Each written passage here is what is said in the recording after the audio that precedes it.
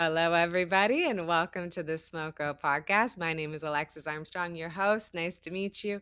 The Smoko podcast is a place to celebrate and highlight women, trans women, and non binary folk who are working within the STEM and trade occupations. So please tune in, take a break, join us. We're on Smoko. Today, we are extremely lucky to be joined by the lovely Shayla Aspen, who you may recognize from Instagram. She goes by the Tiny Technician. She's a residential gas heating specialist. So this is both RSE plumbing and gas B fitting. So it's all things residential gas heating systems. So this is fireplaces, furnaces, boilers, and tankless water heaters. She kind of does it all. She also runs her own company, which is absolutely amazing, called the Tiny Technician Ltd. This company is all female owned and operated, which is absolutely wonderful to see. And it's kind of a rarity within trade. So it's so lovely. And I can't wait to talk about that. She is a huge women in trades advocate. She's also a member of BCC WIT, which is a wonderful organization in British Columbia that really focuses on striving for equity in the trades industries. So, Shayla, thank you so much for coming on to the show. It's so nice to finally meet you. Thank you for coming out. Oh, thank you so much for having me. I'm so happy to be here. I'm happy to talk to you and chat about work stuff because I don't really get to do that when I get home. I love it. I absolutely love it. And I love the energy because I'm excited to nerd out about plumbing and gas heating and HVAC systems because I don't really know that much about it. So I'm excited to learn. I will have to tell you like a dirty secret right off the get-go is I'm so bad at plumbing and I can do it at my job and I can do like I know how to do it at my job, but do I do it at my house? No. And like do I blast all my old pipes with Drano all the time, which is probably your nightmare? Yeah. Yeah, so like, so I Hey, am you excited are to not learn. alone. You are not alone, okay? Yeah. There are very few people that actually work on their own houses. So, Yeah. Like I'm sure that's probably come up many times of like terrible, terrible pipe systems and terrible guests that don't really treat their plumbing very seriously. And I'm definitely one of them. So that's my dirty little secret is I've definitely fixed it at work, but at home I am kind of a Drano enthusiast, which is not a very good thing. no, there But are definitely more natural things you can use, but hey, that's why they created that, right? Because it works. yeah, it's true. It's like the lazy man version of it. Before we get into it and kind of get started, I was wondering if you could speak to how you first discovered the trade industry in general and how you became a residential gas heating specialist. Like, how did this story happen that you discovered the trades and then you decided, like, yep, this is what I'm going to do? Oh man, I love telling this story. It's my favorite. So, when I graduated high school, I had no idea what I wanted to do. I was an athlete in high school. So, kind of the options were to go to the States for college and get a degree that way, or to kind of go into the workforce right out of high school. So, I made a decision to go to business school because I just Oh, thought business school was such a broad umbrella. Like, that could mean literally anything. So, let's give that a mhm. try. And I was 2 years into my degree, and I kind of just had this like premonition, like 20 years in the future, of how I was just like a paper pusher. I'm on my phone and laptop all the time. And I just didn't want to do that. I wasn't fast at typing. I wasn't quick with emails. Like I was just like, no, like I want to Yeah. like build stuff. Like, oh, there's a new desk in the office. Like, can I build it? And so like I made the decision after my first 2 years to go any further with business. I actually Mm. just walked over to the trades building that was at the same college that I was at, and I just went in there. Part of me thought they were going to be like, sorry, no girls allowed, and this was back in 2015. And Yeah. what ended up happening was they had an entire women in trades department within the trades building. Oh my So goodness. right off the bat, even though I was the only female that started within my class and within my program, I had this support system right off the bat, which was game changing for me because now I was like, okay, not only am I going into a field that I don't know lick about, like I don't Mhm. even know how to use a tape measure, I've never held a tool. I was just like, I got to give it a try because life's too short not to. And I've already quit my business degree. So let's do it. So I sat down with the Women in Trade Center, and we basically went through all the trades that were offered at the college. And the Mm. one that stood out to me most was the Plumbing and Pipe Trade Foundation program. And the reason was is because it had the most options. It had Mm. you got your first year or your level 1 in steam fitting, pipe fitting, gas fitting, and plumbing. So for Wow. me, that was 4 trades instead of just electrical or just welding or just carpentry. Mhm. And there was something about plumbing in particular, and actually gas now that I think about it, that kind of just directed me into the idea that I'm going to be able to do something for the environment with this skill and with this knowledge. Mhm. Because just like electrical, plumbing's been around since the beginning of buildings, Yeah. very, Yeah. very long time. And way back when plumbing started, it was like kind of like magic, just like electrical. Mhm. And it was just something that, if you knew how to do it, you were like a hero because you were keeping people safe. So that was like Yeah. a part of me that was like, okay, no, this is my calling. Like, I got to follow through with this. So it was a 6 month kind of like a step program. And after that, I got my first job through the college. So my employer had contacted the college specifically looking for a female, hopefully a small female, which I Yeah. thought was Does hilarious. ha But it does help, and it's kinda where we get sent in, like, little confined spaces. It's weird at Oh, yeah. first, but it does make sense. It totally does. And what I Yeah. realized was they were actually replacing a female that had just gone out on her own. So they were just trying to Okay. actually replace a human being that had just left with the exact same human being. So it kind of worked out for both of us. And now I'm friends with her too, which is funny because she's like, "You followed Aw. right in my footsteps." And I'm like, Yeah. literally, the steps were still on the ground and I just walked into them. And yeah, so that was how I got my first job. And that was in Mhm. residential construction, doing kind of like cookie cutter homes, the same specs over and over and over again, which honestly created my work ethic that I have now. Like the Yeah. amount of hard work that goes into that type of construction, that fast paced get in, get out, definitely gave me a huge bucket of skills that I wouldn't have had if I just went right into service. So I'm super grateful for my apprenticeship. It was hard. There was a lot of tears. There was a lot of, cuts and scrapes Yeah. and things like that, a lot of hurt feelings, but it honestly shaped who I am today and gave me that kind of tough guy edge that you have to have in the trades, because it still is like a little bit of a boys club out here where, Mhm. if you show up and you're not putting in 100%, people notice. Like, they'll tell you. They don't have a problem telling you, you're slacking off today and everyone can see it. And so I'm happy Yeah. that those kind of abilities and qualities were drilled into me nice and early. Mhm. And then, yeah, so I try to pass that along to the up and coming apprentices, but I kind of feel like an asshole in the sense where I'm like, hey, get off your phone. Like, you shouldn't even bring your phone on site. Like, leave it Yeah, in your like car. hard love. Yes, Yeah. exactly. This I'm is like, like this is you're the wasting your standard. time. I'm Mhm. like, I'm really nice and I hope you're having a great time at work, but also, like, let's get to work. Mhm. There is Yeah. that kinda duality that's needed in like our industry and our job sometimes. It's like you want to be like friendly and bubbly, but like for the most part you have to really be on it, and like you have to have a supervisor or a mentor who gets on you. So like it's just part of culture. It makes It sense. totally is. And that's why, like, now that I have my own business, I get to kind of pick and choose who I work for and who I work with. Hmm.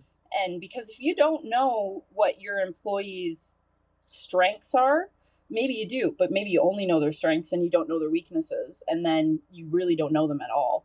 And that was something that I learned with my construction when I did my apprenticeship, was that I kind of laid out all my strengths right off the bat. Like, these are all the things that I enjoy doing, but I also am really good Hmm. at. And one of those things is being a power horse where I'm just go, go. The more Going. efficient that I Yeah. could be, the more organized that I could be, the more productive I could be. It kind of set me apart from a lot of the other apprentices because you know how they say there's no dumb question? Like, you can't ask a dumb question. Hmm. In the trades, every question's a dumb question. You don't ask questions. Like, for whatever reason, when I did my apprenticeship, it was like if you asked a question that a journeyman or a foreman thought you should already know, like, they're not going to help you answer it. Like, Yeah, they're just which I going to don't be like, love.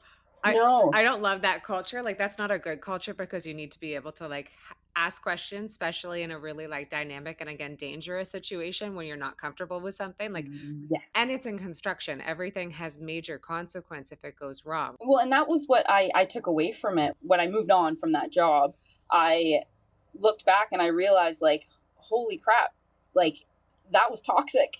Yeah. That was like, Yeah. I had to do so much background learning on my own so that I could show up and feel like I didn't have to ask any questions, which was Yeah. super dangerous because then I was doing all of this expanding of my own knowledge in within the trade. And then I started to know things that maybe my superiors hadn't learned or hadn't educated Mhm. themselves on. And then now I'm kind of like stepping on people's A toes and power stuff. dynamic.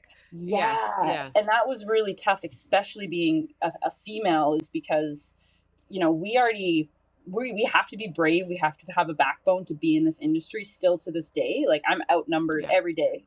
And if I didn't have the strength to be able to put up with those personalities and those attitudes, man, I would crumble. I would cry every day.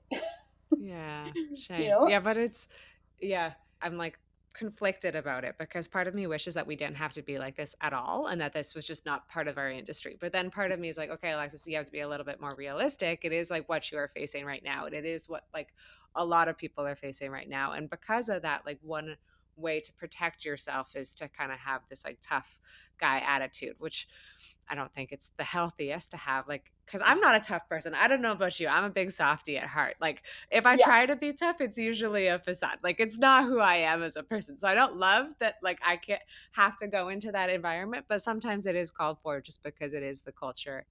But Yeah. before we kind of get into that, I did just want to go back to kind of your original answer because there was so much of it that was so beautiful. Like, one, I cracked up that like it was like the speed of emails and business that you were like, nah, I can't do it. Like it wasn't like the like thing. It was just like, no, I can't type fast enough, other than understanding it or like liking it. Yeah. Like a kind of ridiculous thing, but like, no, you know what? It's gonna be the emails that kill me. Like I can't do it. And like I bet you now running your own trades business, you're on emails 24/7. Yeah. So I have like 100 emails in my inbox right now. And I'm like, I need a fast typer. like it's kind of a funny thing that probably ended up happening. Yeah. I was wondering, could you say the program that you went to? Because that's wonderful that all of a sudden it was already baked in that it had a women in trades. You had all of these resources. What college offers that program? That's Camosun College.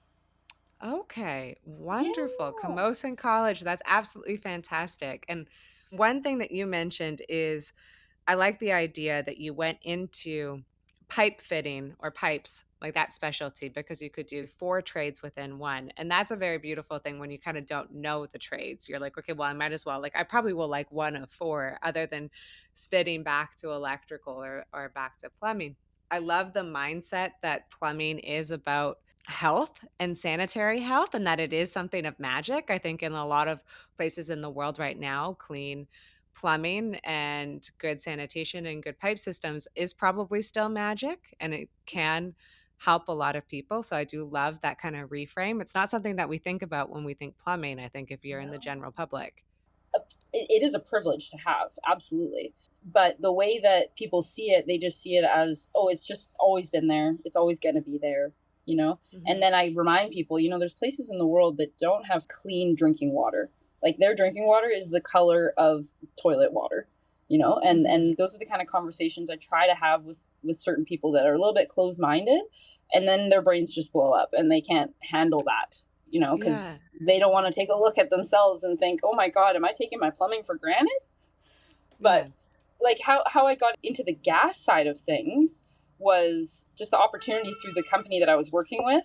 They needed somebody to run the gas crew. So I piped up and was like, I'll do it. It's cleaner than plumbing. Mhm. I'll do it. And I didn't realize at the time that, I've added water, fire, air, all of these things to my to my resume. Like I'm the full element list of things that we need to understand inside the home, but also Yeah. it's given me the knowledge of understanding all of those things outside the home too, like understanding what natural gas is, where it comes from, how we use it, where it's unfortunately going. And Mhm. that was another really cool thing about going into plumbing in particular, was it's not just plumbing, it's not just pipes, it's not just flowing water or drainage. Like it is, everything wrapped into one. And Mhm. that was just so cool for me because it just opened up my eyes. When I was in my second year of my apprenticeship, I remember coming home and telling my mom, wouldn't it be so cool if you could tell people that your daughter is a gas fitter? And she's like, what does that even mean? Like, what are you saying to me? Like, you're speaking a different language. I don't know what you mean. Yeah. I'm like, but when I said it, I was just like, I want to be a gas fitter. Like, I want to Yeah. fit gas. It I don't even sounds know what that so is. cool. And I didn't realize how much of a passion it was going to become at the time. Mhm. And now it's like, I'm a gas heating specialist, which means I can go in and I can change the climate inside somebody's house with my few tools and my brain. If I could ask a follow-up of that, because I bet you there's probably some people listening that is like, "Okay, what is gas fitting?" Could you explain kind of what it is and what does like a typical day-to-day look like for a gas fitter? Yeah, so gas fitting, my gas B ticket, which is what I have here provincially, allows me to work on systems up to 1 million BTUs. So that's a lot of Okay. energy, right? So we're Wow. talking about the appliances in the house that use gas to heat things and to look nice, like in your fireplace. But Mhm. also, it's been around for a very long time. If you look back in the history of natural gas, specifically in BC, they were putting on natural gas kind of conventions at the PNE in Vancouver back in 1941, trying to Oh, convince people, crazy. like, Yeah. imagine cooking on a stove with fire inside your house instead of it being electric. And people were just like, oh my God, Blown this is away. the best. Yeah. And now, like, every house that I go into has a gas fireplace, a gas fire Mhm. pit, a gas range, a gas boiler. And honestly, the options are endless. And it's not Mhm. just natural gas either. It's also propane. So that gives you the ability to work remotely in places that don't have access to natural gas lines. So this Mm. job that I'm doing over on Gabriola, there's no natural gas on the island. Everything is propane. And propane itself is a whole monster on its own. Mm. Natural gas is a little bit more taken care of by Fortis BC. But when it comes to propane, like, if you're the gas fitter on the job, you're in charge of that system 24 hours a day, all year long, in a good way. Wow. Okay, so Um, like is that full service? Is that like install and then service of that propane system? Is that what you mean? yes, exactly. Okay. And like now for propane, what they've been able to do is they've been able to digitalize a lot of things. So they can put a monitor on your propane system and it will Cool. constantly tell not only me, the technician, but also the homeowner how much they're using, how much they have left, if there's flow in the system when there shouldn't be. There's all of these like really cool technical things that are starting to come out in the industry in residential that are not only making my job a little bit easier, but also they're instilling that peace of mind for customers. And Yeah. everything gets inspected. There has to be permits that are pulled, and that comes with a contractor's license. So for me individually, just as a gas fitter, I can work on the systems, so I can install them, I can service them. But if I want to purchase the appliances or Mhm. be the contractor that's doing the build, I have to have my contracting license with Technical Safety BC to be able to pull Amazing. those Yeah. permits. So Yeah. that's what I did in September was I was like, I'm a contractor now. Yeah. You're everything now. I feel like you're a Sparky the whole bit, like so many tickets and so much experience. And I feel like that probably does come back to your time in construction and working in those kind of like ticker tacky houses of like every single one is the same because I feel like that does instill just like a lot of good work ethic, like you were saying, but also good skills, right? Like you just probably know the whole holistic part of like you said, of being almost like the last airbender of a residential home, right? Like you have every single Yes. element that you can do, which is kind of cool. Exactly. Yes, Yeah. and also like the now kind of how my mind frame has changed is I want to be able to work on everything inside my own house. I want to be able to Mm. know that if somebody shows up and maybe they're not qualified like they should be, because that's unfortunately a big problem in the industry right now, then I can ask the right questions and I can make sure that they do know what they're doing, because a lot of times people will go into these houses where there's a female or a widowed old lady, and they'll basically Oh. just say, "Don't ask me any questions because you hired me. I'm the professional. I don't have to tell you anything." And then you Oh find out that this no. person wasn't even ticketed. It was just their company that had a ticket or whatever. And those types of stories that I've had way too much experience with has motivated me to start my own business so that I can Hmm. show up and know that we're taking care of not only the systems within the house, but also those The occupants that people. the Yeah. people that they shouldn't know anything about plumbing or gas. They're probably like a nurse No. or a dentist or something. It's not their Yeah. job to make sure you're doing your job right. As someone outside of the system, if I had someone, a contractor come and work on my house, I would have no idea the questions to ask him. And I also wouldn't understand certification. I'd Yeah. have no idea that he needed a separate ticket to actually order that part himself instead of just installing it or doing the service call on it, right? Like that's just not, shouldn't be on a general consumer or someone outside of the industry. I wanted to kind of ask you if you had a favorite thing, something that you like to do, either like maybe it's a favorite technique or skill, or favorite thing to do within your industry. Oh my gosh, I love straight lines. So things Okay. that are level. So when I work on heating systems, I get to do them all in copper and I get to pin them all to the wall and Oh, make them gorgeous. beautiful. Like it's straight up Yeah. artwork, what I get to do. Stepping back and looking at everything being straight, and you can tell that it's straight because, when you're in the trades for a while, you kind of get that eye for level Hmm. and grade and what things should look like. Yeah, that's definitely my favorite part, as well as I definitely love the idea that, I have all of my own tools. I don't have to rely on anyone other than Uh, sometimes I'll rent like big tools that I don't use often. yeah. But other than that, like everything is mine. And that to me, when I first started, I didn't have any tools. And that's one of the biggest expenses for somebody to get into the trades is they have to have a toolkit. Hmm. So there's a bunch of different organizations that are coming up to help with that, to help fund tools for first year apprentices. But Amazing. now that I've got like, thousands and thousands of dollars worth of my own tools, it's like when people buy their Lamborghini and they let it sit outside and they just look at it while they, drink a cold one. Like that's like me with my tools. And my tools aren't clean, like they're dirty and they're No. used and all this stuff. And I'm just like, they're mine. It's the best. Yeah. It's like a little hoard, right? Like it's like my sister's a welder and she's the same way. She just like is obsessed with every single tool that she has in her shop. And I was the same way with my lab. Like I was ridiculous. I'd be like, that's my favorite spatula. You do kind of collect it and hoard it and have your favorites. Do you have a favorite Yeah. tool that you love to use that you're like, it's drill time, or like what's your favorite one?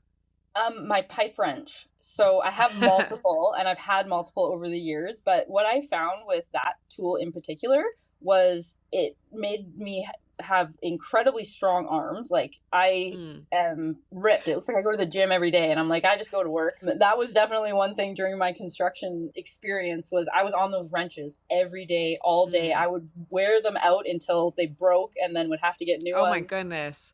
and they make wrenches up to 4 or 5 feet. Luckily, I don't have to use those ones because I work in residential, but I can do anything with a pipe wrench. Like that's the coolest thing That's about it is nice. like I don't have to be a big person to get a fitting off, whether it's a 2 inch fitting or a 3 inch fitting. I can just use my huge pipe wrench and it's gonna work. Yeah, I love it. I absolutely love that answer, a pipe wrench. Do you have a least favorite thing? Do you have a pet peeve? Is it maybe someone Um, that uses too much drain now? Or is it someone that it would doesn't have never their be. certification? I still yet have never had a customer issue. Mm, Luckily, and I know that there'll be one day where somebody just is like, I don't like anything this chick says, like, get her out of my house. I have been asked to leave somebody's house before because they weren't comfortable with me working on their fireplace. They thought oh that goodness. it needed to be a man. So I said, okay, Yeah. I packed my stuff up and we sent a guy in. And I was like, no harm, no foul. It's nothing to do with me. He's just got a problem with Yeah. women. Yeah. But my least favorite thing is definitely the lack of like intentional knowledge. So when people show up to work, they think, okay, I'm on the clock from 8 to 4 and that's it. There's no outside of work Hmm. conversations or education or online courses that I need to do. It's just I'm at work from 8 to 4. I'll get my, 8 hours towards my apprenticeship. I'll get my money that I'll make and that's it. That drives me nuts because if there isn't care and attention put into this job, you're going to have very poor quality Yeah. work. And there's Yeah. such a demand for work that when you have high demand, there's something that has to give, and it's always quality. And the only person or the only community that loses in that is the customer, right? The Yeah. company will still make the money off of all the mistakes that the technicians are Oh, making. The totally. technicians will still Yeah. make their paycheck, but somebody's got to pay for that, and it's the customer. And that bugs Yeah. me so much because then that customer is not going to call to get their furnace serviced next year. Yeah, I do like that idea of increasing your knowledge and increasing your learning. Once you pass your apprenticeship, what's kind of the next step? Like do you guys go to journeyman? How does that work within this trade? Yeah, so when you get all of your hours on work experience, which I think is 6,240, I remember is exactly how many hours I got for plumbing. And then you write your exam. So once you've written your Red Seal exam, you've passed your school portion, so your technical training through the college or course or whatever it is that you can do that through, and then you maintain all or you attain all of your hours, you get a certificate in the mail that says Mhm. you are now officially a certified journeyman. Mhm. And when I went to school back in 2015, that was the goal. It was okay, my Yeah. focus for the next 4 years is to get that journeyman ticket. And I thought that that was my ticket to learn. So my apprenticeship is my ticket to be introduced, and then your journeyman ticket, to my understanding, was now it's my ticket to learn. Now I learn how to be a leader, how to Yeah. know what I'm doing, and that means some outside homework. And there's just so little direction that's given through the apprenticeship program, not in a bad way, but in a very generalized, we just have to cover all of our general bases. You have to do a There's lot in a short period of time. Yeah. Yeah, and it's all about the code book. Like when you go to school, you learn about how to read the code book so you can understand, where these rules come into play, why they're there, how they Mhm. happened. And the impression that I got when I was in school was, okay, so the code book was written because a whole bunch of people made mistakes, so they had to make it law that you couldn't make Yeah. those mistakes anymore. And they keep Yep. updating it with all these new things. And I'm like, this is just a big list of things to not do, which is Previous great, fuck ups. Yeah, it's true though. That's exactly right? how the rules and legislation get written. 100%. Yeah. Lots of people lost their hands here because they didn't do that. A lot of people lost their like hearing here. Like, Or yep. money, right? Like so much of it is Yeah. how to protect people from, especially plumbing. Plumbing is probably one of the worst types of insurance claims that a homeowner can go through if you have a flood in your Okay. house, because water damage is the most expensive damage. I mean, burning the Mhm. house down altogether is, it's Yeah. dust now. Yeah. But Yeah. if you have water damage that you're going to try to um, fix and replace everything, it's everything. You're replacing everything because now you're dealing with mold, you're dealing with moisture, and all of these things. So understanding that side of plumbing and understanding, how bad it could get is just Mhm. like a surgeon having to understand that, if they cut into somebody, they need to know what can go wrong so that it doesn't go wrong. Yeah. You have to have that understanding of, okay, we do this because, this has happened in the past, or Yeah. this is what could happen, and you can't have blinders on. Yeah, because you're so focused on code book, which you should be, because like you do need to know all of that. I could see that your apprenticeship is more generalized, and I think that's really beautiful that you view your path to journey person and journey man when you took it of that this is now your time to learn, and I think this is now your time to like enter into becoming a mentor and teaching kind of the next generation. And I'm sorry that that hasn't maybe trickled down to the rest of your industry or the rest of your colleagues that some people aren't doing that like further education in their off time. And you do putting that time in and being a leader and a mentor and starting your own business, which is absolutely fantastic, the Tiny Technician. I was wondering if you could kind of walk through how you started your business, how it felt to run your business, and then for people who might not know about it, could you kind of describe what you guys do? I mean, that's the thing is, the more that I got into the industry, the more that I wanted to get certified in things to have that Hmm. knowledge. Because every time that I went and did another job, it was like I would have an opportunity to learn something. So that's the coolest part about the trades. When you get into it, it's not same thing every day. Even if you're doing Hmm. cookie cutter homes, that home is going to be out a few inches, and you're going to have to know, how to measure things properly and do everything. But I mean, when I started my own business, this is back in September of 2022, was when I actually became incorporated. Thank you. Thank you. Amazing.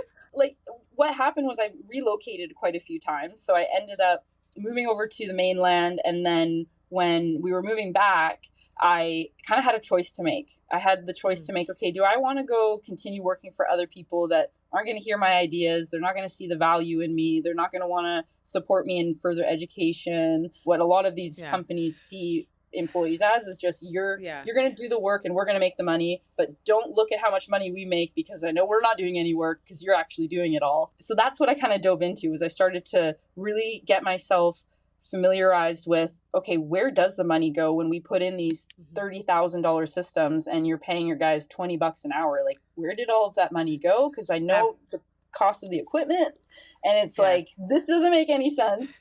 That Um, business school came back that you were like, "Hey, no, yeah, I was like, wait a second, am I a fool? What's going on here?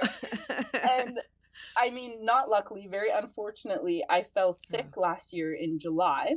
Yeah, I'm sorry And to hear I that mean, though. That's not nice. it was not ideal. So it took me off the tools. I couldn't get into people's homes to work or get in the field. And so I had a lot of time to do my homework as far as what it's going to take to start my own business. What does that look like? How do I get a name? How do I become incorporated? Should I become incorporated? Should I be a sole proprietor? What do I want the future to look like? Yeah. So I got to kind of reach out to a couple different people that had already done it and kind of just ask, like, hey, like, this is what I'm interested in. What does it take to get there? And I, had so much support that it was almost like, okay, now I can't let all of these people down. I got to do it. Ah, I love that. And That's really beautiful.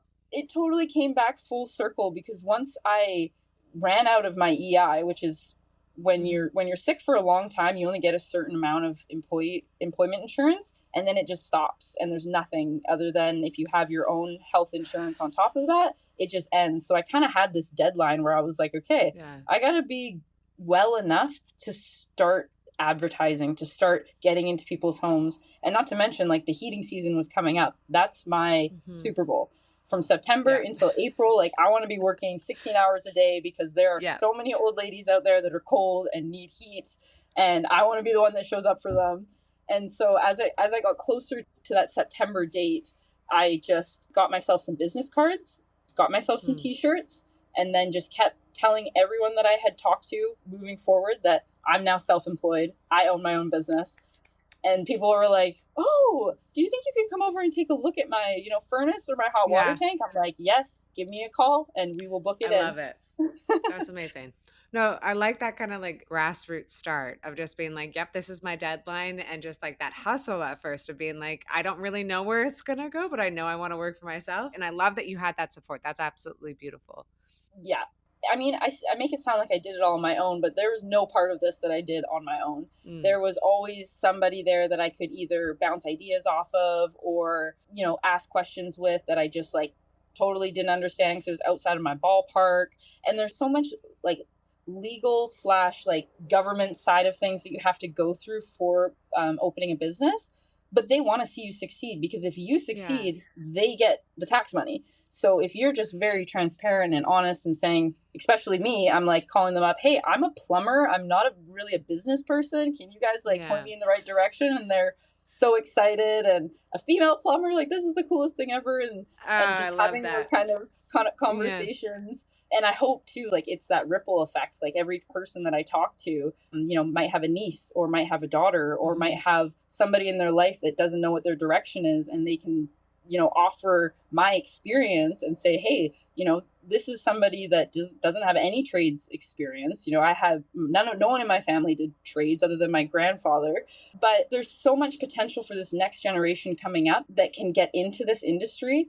And because there's people like me that are starting our own businesses and having these Yeah. different types of values, there's a huge arena for growth and for prosperity and inclusivity. And there's Yeah. just so much good that I can see that's coming down the pipe that I'm like, oh yeah, I made the right decision. Everything happens Oh, for a yeah, you reason. did. Like Yes, you as did. sick Yeah. Like it's as sick as perfect. I was for like those few Yeah. months, like I was like on my deathbed, but then I was like, Ugh. oh, you have to go through hell before you can get to heaven. Like I get it now. Yeah. I mean, I wish it was a shorter pathway sometimes so you didn't have to spend so much time in hell. Like, you could be like, one Yeah. day's fine. Like, I don't gotta stay here for months, but like, I'm happy that you're doing good. I'm happy you're feeling a lot better. And I am happy that this kind of came out of that this is like the beautiful silver lining of that. And I think what you touched on of kind of like representation, I would love to talk a little bit more about that because I think you're so right and it's so important. And I think one really cool thing about your business that stood out to me right away is your business is woman owned and operated, right? And I think like a lot of your technicians, a lot of your staff are all women. And I was wondering if you could kind of speak to the importance of being women owned and operated and like kind of what that means in terms of mentorship and culture. I mean, definitely still treading new waters for everyone Hmm. involved. So for me, being a female that owns a trades business, there's Hmm. still very little of us out there that do that. I mean, I've connected with so many through Instagram, online, all over North America, even all over the world. Australia has a I huge love women it. in Yes, trades they do. industry, and I'm like, I Mhm. want to get on the plane and go to Australia as soon as possible.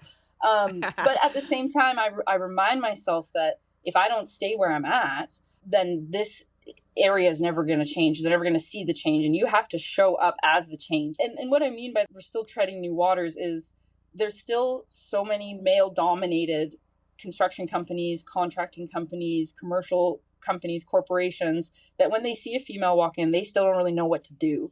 They're just like, Mhm. especially for me, like I'm 29, but I look very young. I'm very small, so a lot Yeah, of you're people, petite.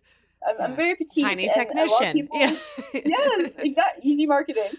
But a lot of people see the youth as inexperienced, and the Yeah. problem with that is, they're hoping that the old man from the boomers is going to walk in with all the same knowledge that I have, but they need to retire. The baby boomers need to retire, and we got to take over, and we have to set the precedent for the upcoming generation and what we want that to Mhm. look like.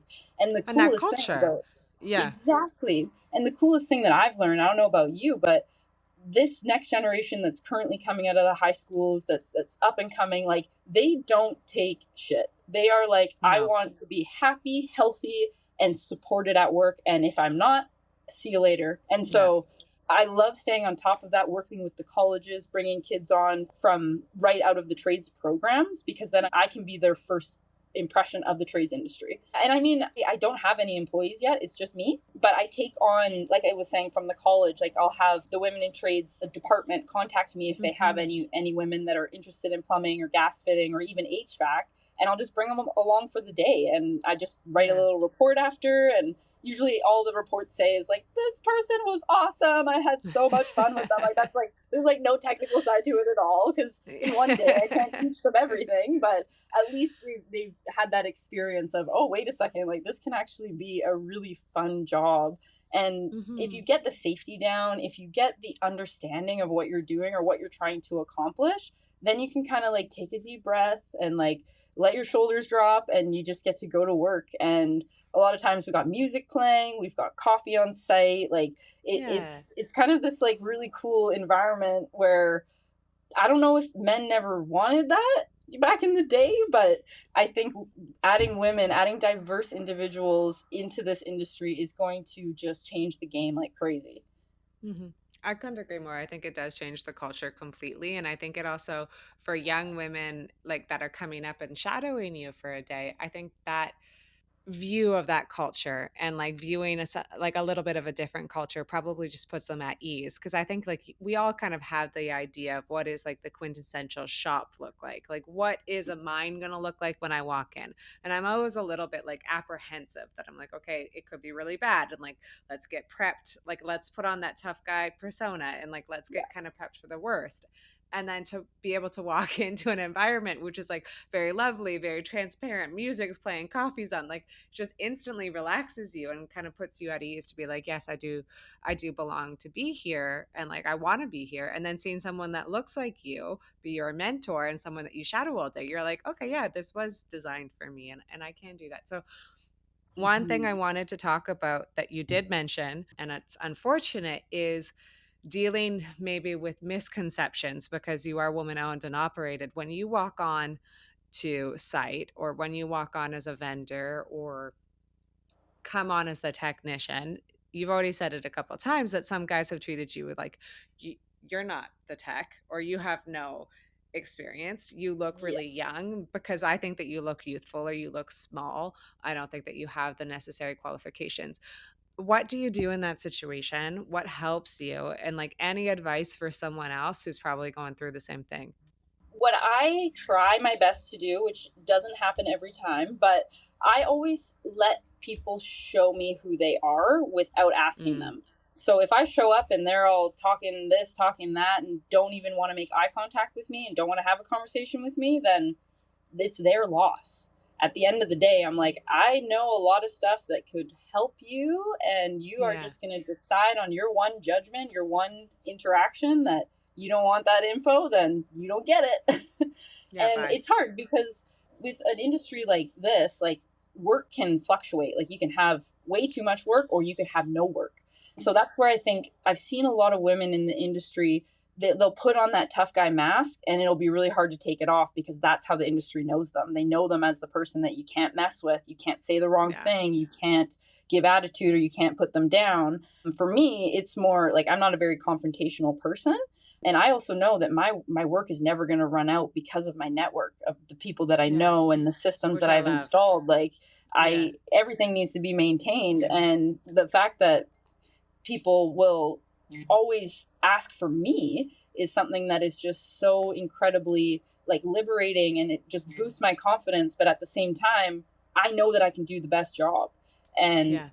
those are the kind of people that I want to work with, whether they're electricians or carpenters or Yeah. builders. Like I want to work with those people that they give a shit about what they're doing and they care about their client and they work on this house Yeah. as if it's their own or they're building it for their mom or what have you. Because that's how I work. I'm like every job that I Yeah. go into, especially a no heat call, I just think, okay, if this was my mother, I got to do everything I can to get this heat back on because she's Mhm. unhappy if she's cold. And Yeah. that's every person that calls when they don't have Yeah. heat. They're calling because they're cold. And a Yeah. lot of people see that and they're like, oh, inconvenience. And it's 10 o'clock on a Friday night. And I'm like, it's not going to get warmer outside. It's the middle of November. Like, we got to get there. We got to do something about Oh. it. And yeah, so that's what I would kind of tell people is like, definitely keep yourself kind of guarded. There's a lot of personas and attitudes out there, personalities out there that just aren't ready for women to show up. And it's Mhm. their loss. Is at the end of the Yeah. day, they're not going to have that fun, awesome environment where they can relax so that they can actually Yeah. learn, right? Like, 'cause I once you love have that that, mindset. all Yeah. the anxieties Yeah. settle down, you're actually able to take stuff in, and you're actually able to to be there for what you're there for. You're not there to look a certain way or to talk a Mhm. certain way or to show your butt crack. Like none of that is actually a part of this. Like it's all just it's understanding that, you know, when you learn these skills, it's like having magic. It's like Mhm. having the ability, like with my gas ticket, I have a license to blow up somebody's house. That's what the government has given me.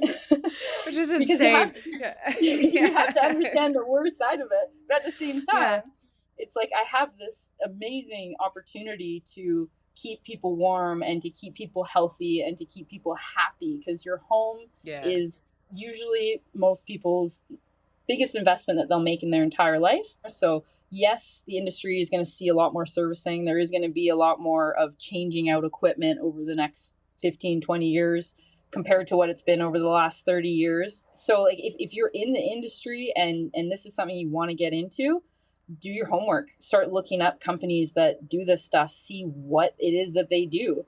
As well as if you're a homeowner, as much as it's not your responsibility to understand the system, at least understand enough so that you can protect yourself from getting taken advantage of. Yeah, of, like, what actually goes wrong, and then I think that kinda, like, could tie back into why even if this is a boom and bust, like, industry, like, because you have that mindset and you're so good with your customers, I feel like that gives you this bank of people that will recommend you. So you always kinda know that you're like, "You know what? I don't need a job. I'm always gonna have availability because I have this network and because I treat my customers like real people, and I also look at it as, like, a true health and kind of wellness occupation and like the big picture of my trade and like what I'm actually providing them. And I think that is really beautiful. And I think that kind of sets you apart other than viewing it as just like a system process thing of being like, no, I'm viewing it as heat and safety to somebody. But I feel like that kind of ties in because you have that network. I love the advice of being like, walk away. If someone has that misconception towards you, walk away. And that's definitely not my initial reaction. I always kind of like want to not fight, but just prove them wrong or like have Educate a them. educate them, have a conversation, like talk about it. And like I don't need to. I'm not going to change their mind truthfully if they have this like really crazy bias that they don't believe that I can do the job just because of how I look. I love the advice of walk away. Like it's okay. You don't need that job, especially if you're at your own firm. It might be a little bit scary, but like you'll be able to build a good network that'll give you availability and give you work no matter what. So I think that's wonderful advice. To kind of end us, the last one, I just wanted to ask about and pick your brain about what do you hope the kind of the future of trades look like? Like what's inspiring you right now about the future of trades and like what would you like to see? Well, as a gas fitter, I am so excited to see what comes of this carbon neutral systems that we're going to be hopefully installing to replace natural gas. Cool. Like that, I've learned a little bit about it through Fortis BC, and all that compost that they're picking up on the side of the road. Oh, it's doing something. It's becoming our fuel, and I can't wait to be Awesome. a part of it. Yeah, that's so cool. Like that is mind-boggling, and you could do so much with that. That's gonna be really, really cool. Do you know when that kinda starts getting put into play? Not yet. I know that they Okay. have actually created the containment huge garbage piles. And the idea is that the methane that gets released from this compost is going into the atmosphere anyways. So we might as Mhm. well catch it and put it into all of those pipes that we already have throughout the entire province and use it as carbon neutral. So And cool. even when I remember being in like grade 4 and learning that, when you drive past the farm where all the cows are and it smells bad, that's methane. And I always Mhm. wondered, well, why aren't we using the cows smelly methane as gas? Because it's got the exact same makeup. And Mhm. to me, I was like, someone will figure it out, and they figured it out, and now I'm going to be on the end of it, where I'm like, I get to tell people about it, and then I get to Mm. work with it, and I'm so excited to see what happens there. Even though I understand that electricity is good too, but if we can go carbon neutral, Yeah. it's going to change everything. 100%. Yes, it will. I love you and electricity and, like, kinda Sparkies. Every single time you mention electricity, you're like, "Yeah, it's fine," but, like, I'm like, every we're single time running you it. mention it, yeah. Even when you were like, "I can technically do it," you're like, "Well, I guess I'm like a Sparky." Like, it's Yeah. And I have a lot of Sparky friends. I love them. I need them. I don't want to be doing that work. But at the same time, I'm like, why don't we just capture lightning? Like it's coming from the sky already. Like why don't we just harvest that? That's just a funny thing. It was every single time. But yes, that's really cool. The like tech side of it and then the future of renewables, especially in natural gas and like new heating system. Geothermal is another one that I absolutely Yep. love. I think that's going to be really cool to use. Yep. That's a lovely answer. That's sick. Thanks. Thank you so Yeah. much. This has been so awesome talking to you. I really hope we do this again. Oh my goodness, I would absolutely love, love, love, love that. I think that would be so much fun. And just thank you so much for coming onto the show. I really appreciate it. I feel like I learned so much about residential gas heating that I did not know. I just love your mindset of it. I love that it's a big picture kind of health and wellness and providing the foundations of like what makes like a healthy and good home for people. I just think that again, it's just such a beautiful mindset, and I just love that kind of that mentality. So just thank you so much, Shayla. It was so lovely to talk with you. And for those listening, this was the Smoko podcast, and we will see you next Wednesday. But Shayla, this was a freaking honor, and you're welcome to come on the show whenever you would like. Awesome. Thank you so much. You're welcome. You're welcome. You're welcome. Okay. Bye bye, guys. We will see you next week. Bye.